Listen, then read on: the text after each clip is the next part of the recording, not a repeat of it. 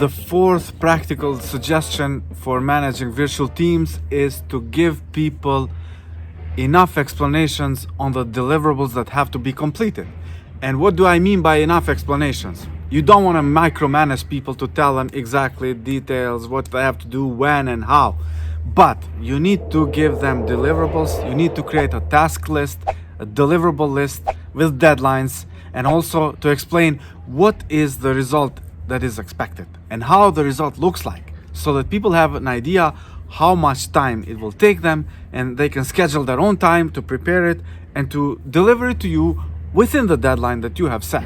But you don't want to interfere with telling them when and how they should do it, because then this is micromanagement and people hate this.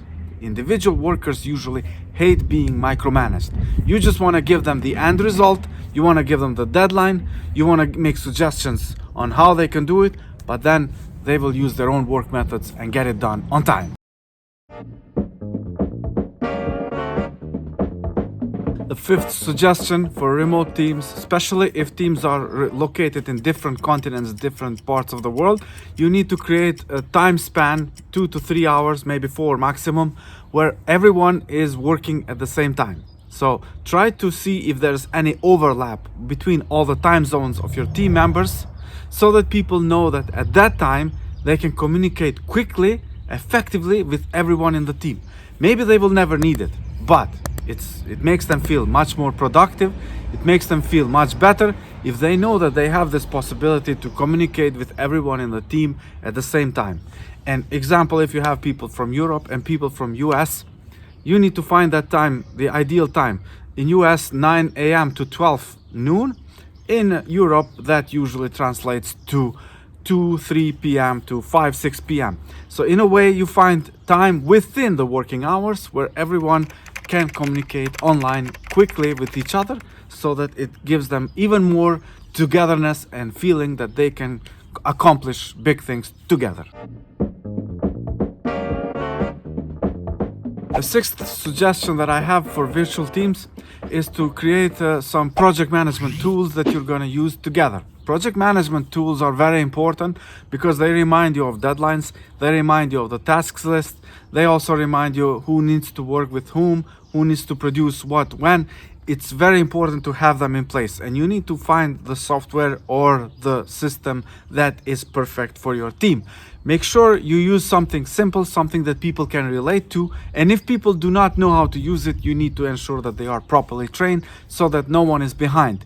Otherwise, if you use technology that is too advanced, you will immediately create levels between your team members. Some people will feel like they are second class because they don't know how to use this software as well as other people. And this might create a burden on their productivity. You don't want that to happen. So that's why some companies will use simple things like Google Docs to create project management tools, but others will choose sophisticated software. It depends on the type of employees that you have and how tech savvy they are, and you need to find out what works for you. Sometimes this software will also help you to track the timesheets, how many hours people have worked, and this is especially important if you are working for clients whom you need to prove how many hours you have spent on working for their projects.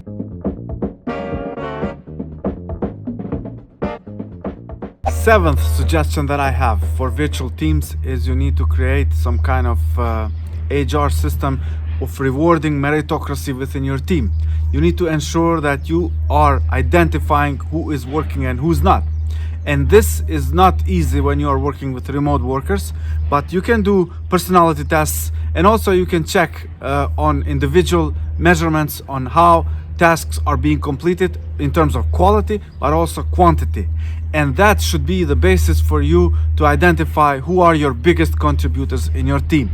And then the ones who are not contributing as much, you need to work with them to give them some kind of suggestions or coaching sessions so that they get up to speed with your team. And maybe they will just not get up to speed, and maybe you will just identify that you have hired the wrong people who will never ever learn how to work remotely.